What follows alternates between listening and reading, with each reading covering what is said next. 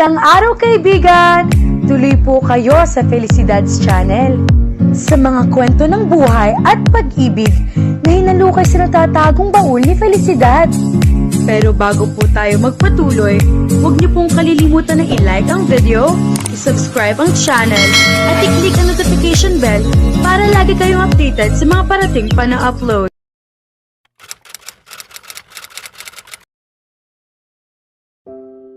Gaya ng inaasahan, sinabi ni Lucas kay Dan ang lahat tungkol sa kasunduan. Dumating siya kagabi sa aking silid na po ng galit. Isipin mo, 11:30 na ng gabi. Sa ganoong oras, ang isang maayos at disenteng tao ay nagpapahinga na, hindi bigla na lamang pumapasok sa silid ng iba upang makipagtalo. Napakahirap ipaliwanag sa kanya na wala akong balak sirain ang buhay ng isang inosenteng babae. Inabot ako ng halos 2 oras upang ipaintindi na ang kasunduang ito ay may pahintulot ng babae. Hindi ito sa pilitan. Ito ay para sa kapakinabangan ng magkabilang panig. Kailangan ko siya bilang aking asawa sa mga pagtitipon at ilang pulong, kung saan nais ng mga tao na makita akong isang pamilyadong lalaki, hindi isang taong walang seryosong ugnayan. Ngunit nanatili siyang tutol at tuluyang umalis na galit. Alam kong labis siyang nadismaya sa akin, ngunit siya ang aking nakababatang kapatid. Hindi naman mahirap pawiin ang kanyang galit, ilang matatamis na mensahe lamang ay sapat na. Siya ay tunay na mabait at inosente. Gayunpaman, kahit nakumbinsi ko ang aking kapatid, napaisip pa rin ako. Ang babaeng pumayag magpakasal sa akin nang walang anumang pagkikita o pag-uusap, siya nga ba ay tunay na inosente? Paano kung siya ay mapagsamantala o isang babaeng walang ingat sa sarili? Magdudulot kaya ng pagsisisi ang desisyong ito? Umaasa akong hindi. Nag-ayos ako at nagtungo sa opisina 8:00 ng umaga. Makalipas ang ilang sandali, may mensaheng dumating mula kay Lucas. May mahalaga raw siyang pulong kaya't hindi siya makakadalo bilang saksi sa kasal. Saglit akong nag-isip at naalala ko si Chris. Pirma lamang naman ang kailangan kaya't maaari na siyang maging saksi. Iyon naman ang silbi ng aking kalihim. Sinabihan ko si Lucas na ipagpatuloy ang kanyang gawain at huwag na akong alalahanin. Nang oras na upang pumunta sa hukuman, sinuri ko ang aking sarili sa salamin sa aking silid na katabi ng aking tanggapan. Napangiti ako. Swerte ang babaeng magiging asawa ng isang lalaking tulad ko. Pagdating sa hukuman, wala pa si Ginoong Santos. Gaya ng nakasanayan, ako ang nauna. Eksaktong 11:00 nang dumating siya, kasama ang kanyang anak. Ang babae ay mukhang inosente at kaakit-akit. Ngunit sabi nga nila, mapanlin lang ang anyo. Hindi ko pinansin ang kanyang hitsura at itinuloy namin ang proseso. Sa buong oras, hindi siya nagsalita kahit isang salita. Sandali kong inisip kung siya ba ay pipi. Ano kaya ang iisipin ng iba kung ang kilalang si Xavier Garcia ay may asawang hindi nagsasalita? Ngunit naalala ko ang ulat ng aking investigador. Maayos naman daw ang lahat tungkol sa kanya, pati ang kanyang pagkatao. Ngunit batid ko rin na hindi laging nasusuri ng ganap ang tunay na ugali ng isang tao. Kaya para sa akin, katulad lamang siya ng iba pang babaeng naaakit sa aking yaman at anyo. Ang kaibahan lamang, hindi siya ang lumapit. Tinanggap ko ang kasal.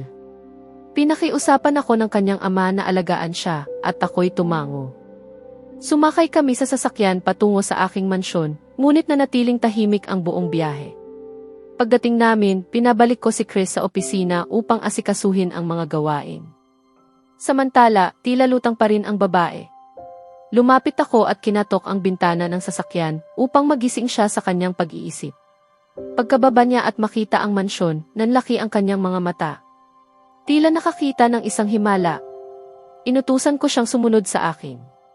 Pagpasok namin sa sala, sinalubong kami ni Mimi. Tinanong niya kung sino ang kasama ko. Aking asawa, sagot ko. Kakaiba itong banggitin, ngunit iyon na ang katotohanan. Isa na akong may asawa. Saglit siyang nagulat ngunit agad ding nagpakalma at tinanggap ang babae. Inutusan ko siyang ihatid dito sa silid panauhin sa aking palapag. Habang papalayo siya, napatingin ako sa kanya. Kinailangan kong ipaalala sa aking sarili. Hindi siya ang babaeng iyon. May pangalan siya. Siya si Maya. Kakaiba sa aking dila ang pagbigkas ng kanyang pangalan. Nagbalik ako sa aking gawain at tumawag sa opisina upang matiyak ang maayos na daloy ng mga proyekto. Makalipas ang halos 30 hanggang 45 minuto, natapos din ako. Pagkatapos, lumapit si Ana at nagtanong tungkol sa mga nangyari. Ikinuwento ko ang lahat.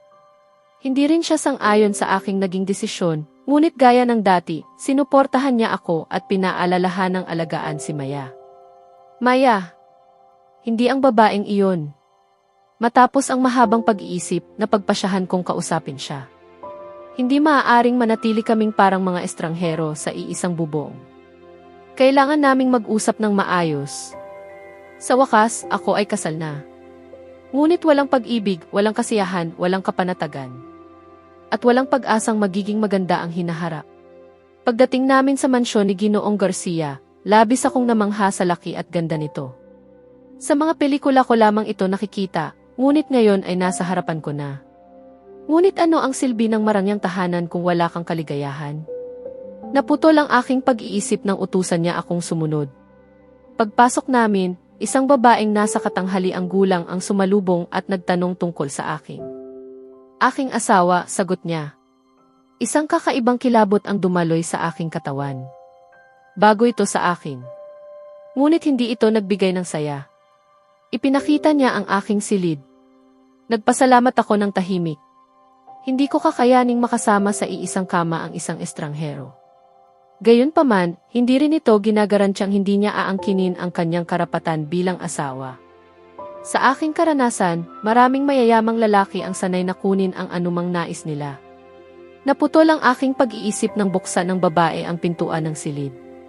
Halika, pumasok ka, iha, malumanay niyang sabi. Ang kanyang tinig ay puno ng init. Isang bagay na matagal ko nang hindi naramdaman. Napangiti ako ng bahagya. Maganda ang silid. May balkonahe, malalaking bintana at maliwanag ang loob. Ito ang uri ng lugar na aking magugustuhan. Ipinakita niya ang banyo at ang aparador. Tinulungan niya akong ayusin ang aking mga gamit kahit tumanggi ako. Pagkatapos kong maligo, nakita kong maayos na ang lahat. Nagpasalamat ako sa kanya at siya'y umalis na may ngiti. Lumabas ako sa balkonahe. Tahimik ang paligid, malamig ang simoy ng hangin at payapa ang tanawin. Walang ingay ng sasakyan, walang kaguluhan ng lungsod. Napansin ko ang isang hardin at naisip kong humingi ng pahintulot upang bisitahin ito. Habang ako'y nag-iisip, may kumatok sa pinto. Akala ko'y si Ana lamang. Ngunit nang buksan ko ito, naroon ang taong hindi ko inaasahang makita. Ang aking asawa. Nakatayo siya, nakasuksok ang mga kamay sa bulsa, at nakasandal sa pader. Umakyat ako sa itaas upang makipag-usap kay Maya. Kumatok ako sa pinto at agad naman niya itong binuksan. Napakaganda niya sa aking paningin. Saglit siyang nagulat nang makita ako, ngunit mabilis din niyang binuksan ng tuluyan ang pinto at pinapasok ako. Napansin ko ang ilang aklat sa sulok ng silid, kaya't nahinuha kong hindi pa niya lubusang naaayos ang kanyang mga gamit. Tiningnan ko ang paligid at napansin kong walang sopa sa silid. Itinabi ko iyon sa aking isipan bilang isang bagay na dapat ipagawa. Umupo ako sa gilid ng kama, samantalang siya ay nanatiling nakatayo malapit sa pinto. Kailangan nating mag-usap, wika ko. Tumango siya. Sa totoo lang, nagsisimula na akong mainis. 3 oras na kaming magkasama, ngunit ni isang tunog ay wala pa akong naririnig mula sa kanya. Maaari kang lumapit at maupo rito, dagdag ko. Muli siyang tumango at umupo sa kama, ngunit may kaunting pagitan sa amin. Inaasahan kong naunawaan mo ang mga pangyayaring nagbunsod sa ating kasal. Tumango na naman siya. Doon na ako nawala ng pasensya. Hindi ka ba magsasalita? Sinisikap kong makipag-usap sa iyo ng maayos, ngunit puro tango lamang ang ibinibigay mo. Makinig ka. Ang pagiging asawa ko ay hindi nangangahulugang maaari kang maging walang galang. Dapat mong panatilihin ang maayos na asal.